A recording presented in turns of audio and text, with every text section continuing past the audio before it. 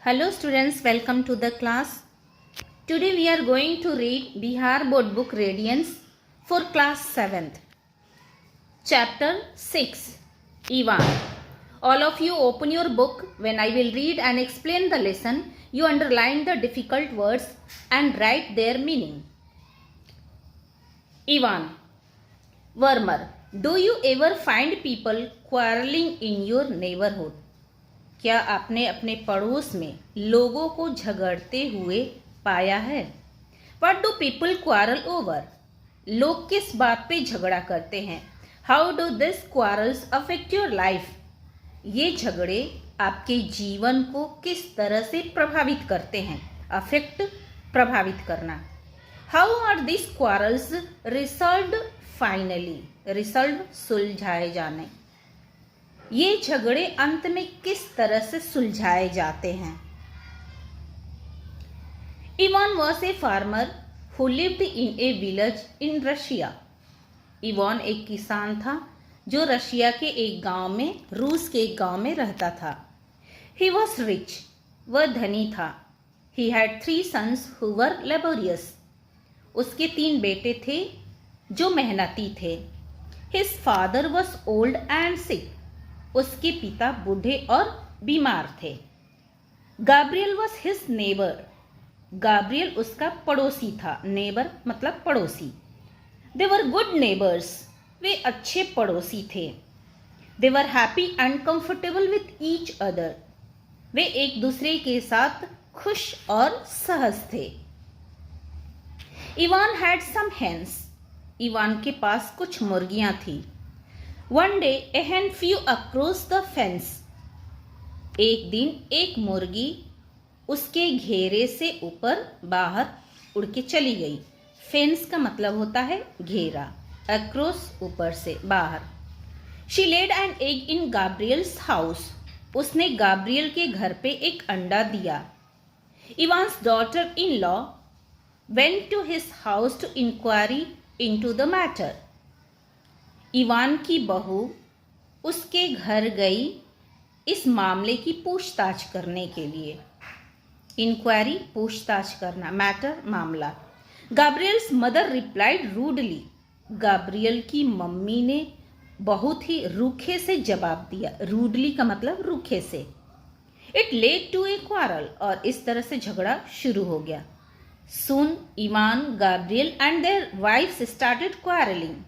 और जल्दी ही Ivan, Gabriel और उनकी पत्नियां झगड़ा शुरू कर दी. Their neighbours had to intervene to pacify them. उनके पड़ोसी उनको शांत करने के लिए बीच बचाव करने लगे. इंटरवेन का मतलब होता है हस्तक्षेप करना. पैसिफाई देम उनके शांत करने के लिए हस्तक्षेप करने लगे, बीच बचाव करने लगे. But their quarrels did not stop. उनके झगड़े शांत नहीं हुए. Ivan uprooted Gabriel's beard. Ivan ने गाब्रियल की दाढ़ी उखाड़ दी. uprooted उखाड़ देना. Gabriel went to court by bus, but Ivan went there by train. Gabriel court में बस से गया, लेकिन इवान ट्रेन से गया. They both filed a case. दोनों ने एक शिकायत दर्ज की. फिल्ड दर्ज कराना, केस शिकायत. The hearing prolonged. सुनवाई लंबी चली. It ruined them financially. Ruined का मतलब बर्बाद कर देना. फाइनेंशियली आर्थिक रूप से. ये उनको आर्थिक रूप से बर्बाद कर दिया. They had no peace. उनके पास कोई शांति नहीं रह गई. They were not happy now. अभी वो खुश नहीं थे. Ivan's father, who was old and wise, did not like it.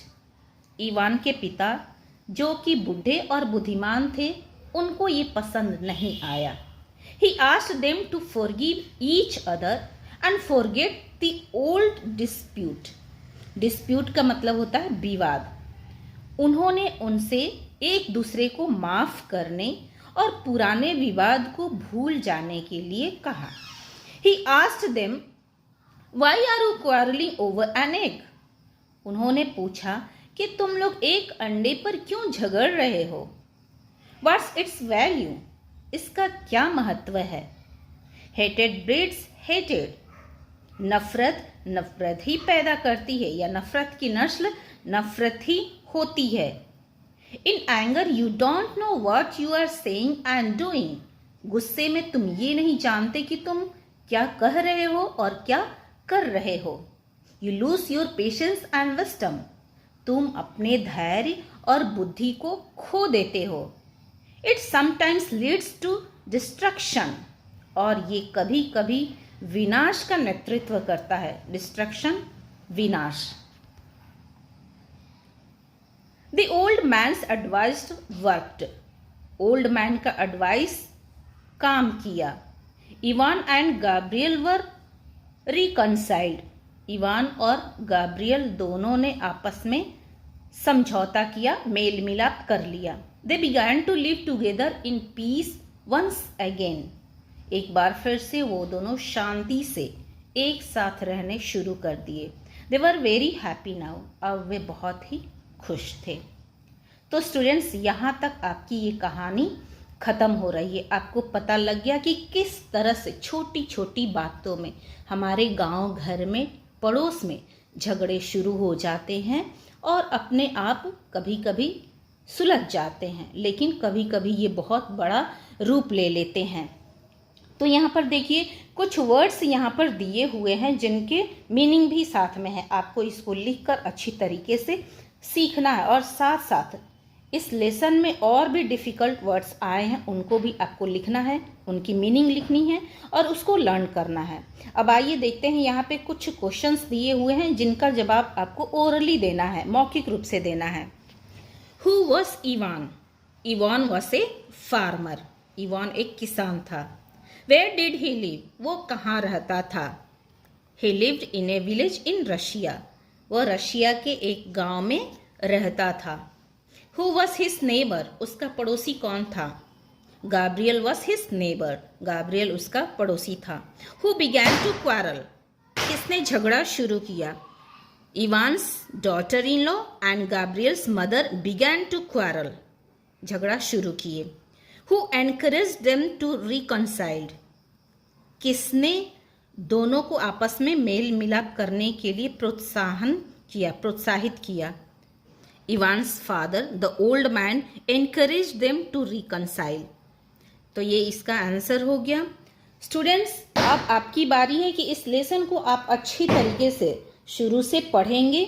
क्या आपको नहीं आ रहा है और किस वर्ड की मीनिंग आपको नहीं आ रही है, आप बिल्कुल फ्री हैं हमसे पूछने के लिए।